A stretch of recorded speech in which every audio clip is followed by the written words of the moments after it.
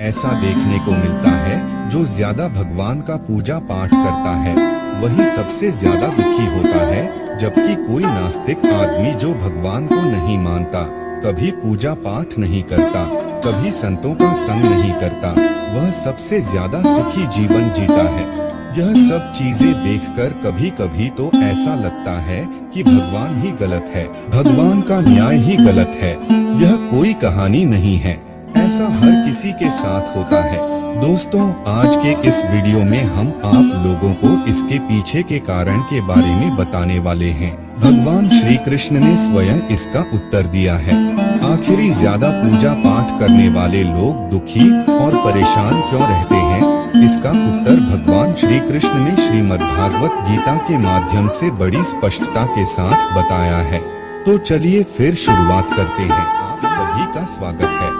अगर आप भी भगवान श्री कृष्ण के भक्त हैं, तो कमेंट में जय श्री कृष्णा जरूर लिखें। तो चलिए शुरू करते हैं आज की प्रस्तुति। दोस्तों, बात द्वापर युग की है, जब भगवान श्री कृष्ण और अर्जुन के बीच संवाद हो रहा था। तब अर्जुन ने भगवान श्री कृष्ण से पूछा कि हे माधव, जो लोग ज्यादा पूजा पाठ करते हैं वह ज्यादातर दुखी और परेशान रहते हैं, इसके पीछे क्या कारण है? जबकि जो लोग भगवान का नाम भी नहीं लेते, भगवान का स्मरण बिल्कुल भी नहीं करते और हमेशा गलत कार्य में लिप्त रहते हैं, उन लोगों को मैं सुखी देखता हूँ। इसके पीछे का रहस्य मुझे समझाने का प्रयास करें। तब भगवान श्री कृष्ण ने एक छोटी सी कहानी के माध्यम से अर्जुन को इसका उत्तर दिया। आइए जानते हैं उस छोटी सी कहानी के बारे में। दोस्तों, एक गुरु के दो शिष्य थे, दोनों ही पढ़े लिखे विद्वान थे।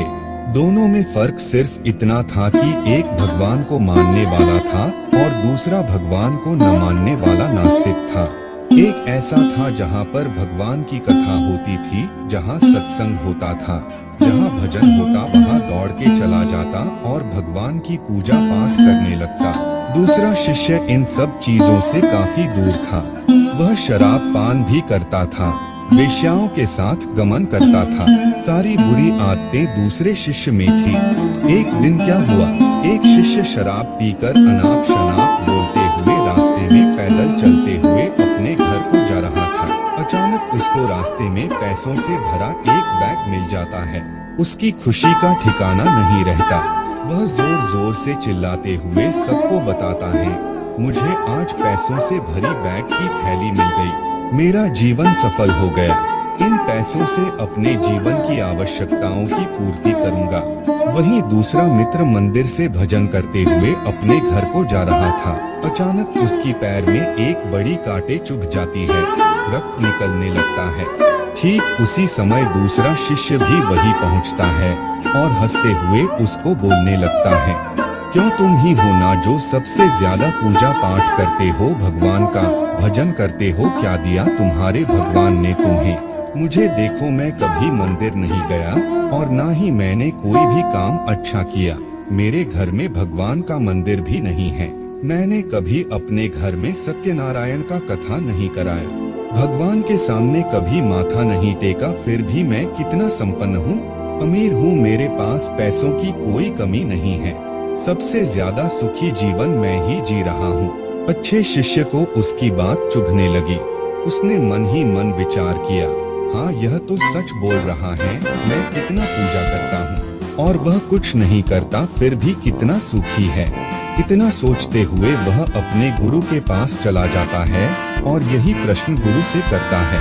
गुरुजी मुस्कुराते हुए बोले, भगवान जो करते हैं अच्छे के लिए ही करते हैं, जिसकी जैसी योग्यता होती है उसको उसी के अनुसार फल देते हैं। अब तुम्हारे प्रश्नों का उत्तर तुम जानते हो, भगवान ने तुम्हारे पैर में ही क्यों चुभाए कांटे और उसको पैसों से भरी हुई बैग क्यों मिली? सुनो, तुमने पिछले जन्म में बहुत पाप किया था, इसलिए तुम्हारी आज मौत होने वाली थी। तुम बच गए क्योंकि तुम मंदिर गए थे, तुमने भगवान की पूजा की थी, यही एक कारण है कि तुम्हारी मौत न होकर सिर्फ एक ही कांट चुभा। अब तुम्हारे मित्र की बात करते हैं।